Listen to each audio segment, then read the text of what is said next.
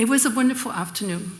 It was for me an afternoon with many ideas, of course, that are familiar to me, that make me happy, because some of them, in fact, I was thinking, I probably said this already 25 years ago, but this happens when you get very old and things repeat, les choses, l'histoire se répète.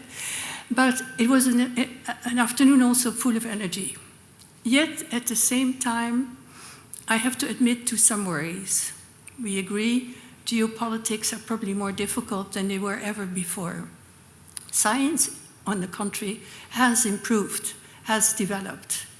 The challenge now is to meet the geopolitical challenges, but at the same time also, as you said, many of you, make sure we get a new generation, not just of farmers, but also of scientists. And this is where I want to address the young people in the room.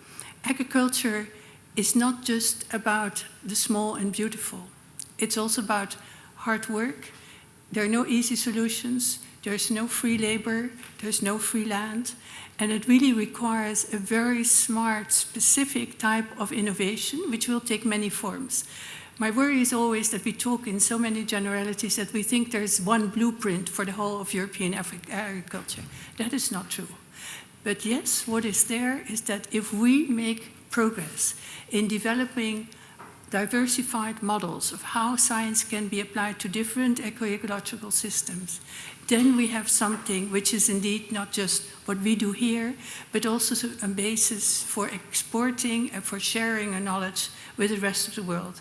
I spent most of my time outside Europe, at least working on countries outside Europe, and I think that still remains a real important responsibility for all of us.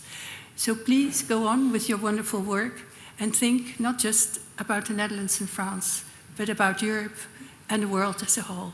There's no peace without food and agriculture. Thank you.